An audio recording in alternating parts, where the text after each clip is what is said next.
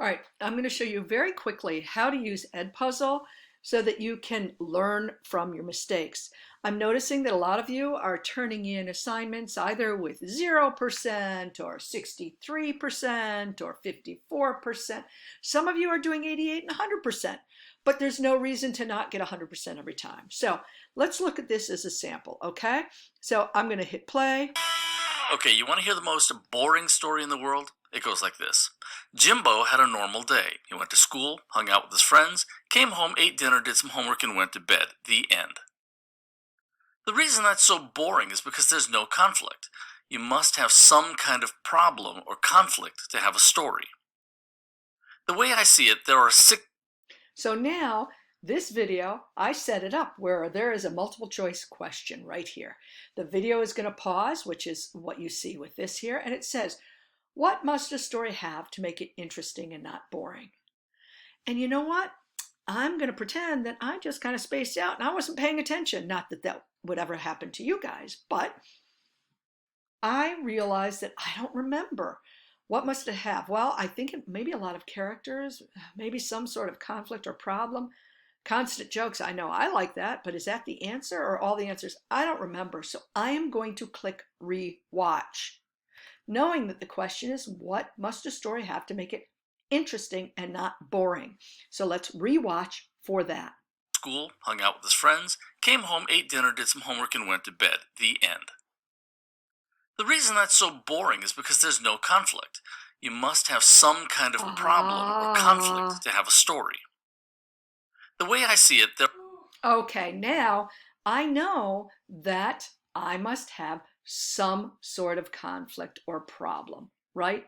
So let's say I didn't get it that time. I can rewatch it as many times as I need, and then I'm going to answer the question. And I'm going to hit submit. And it says up here in green that I got it right. 100 points out of 100. So now we're going to continue. There are 6 main kinds of narrative conflict.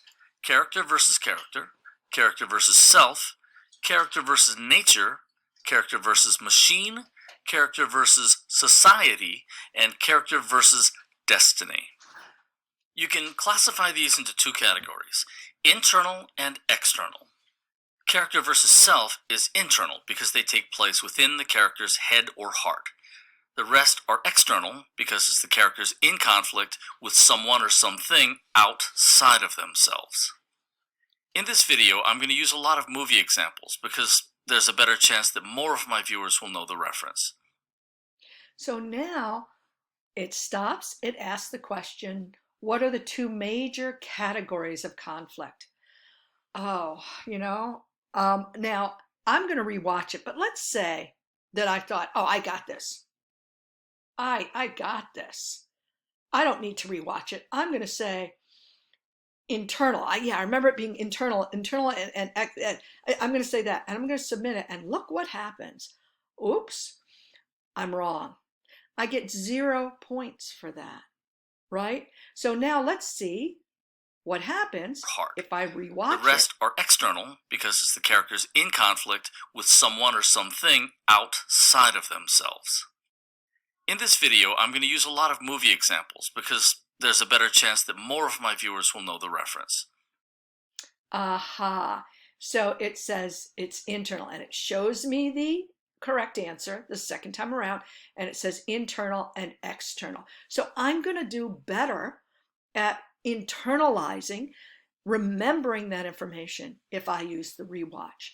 If I don't do that, then chances are when this comes up later on in the class, I'm not going to be able to pull it out of my memory. So I really want you guys to do that, okay? And that's what this video is about.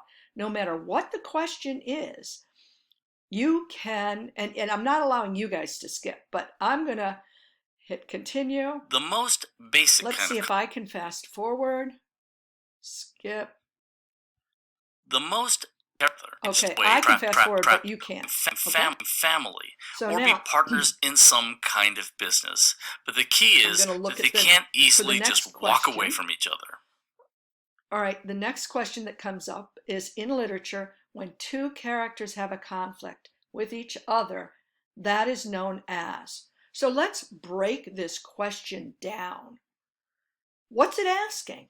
Well, in literature, take that in. Okay, literature is anything with writing or even movies, things like that. When two characters have a conflict. Okay, wait, how many characters? When two characters. So I have to take that in.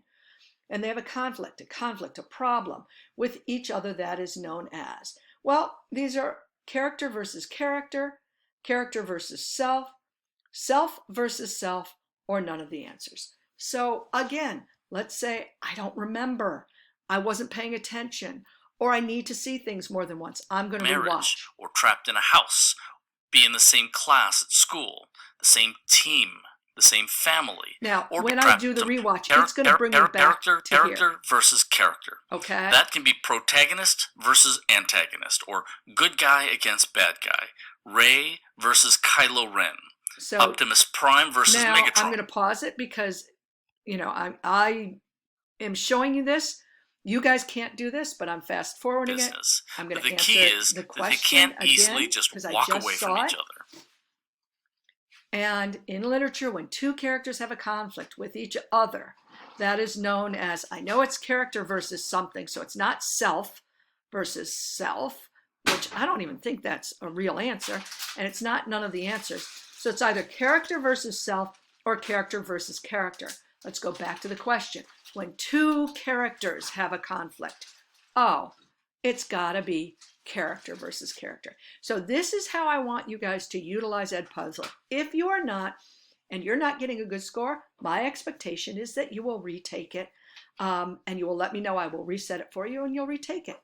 I hope this was helpful.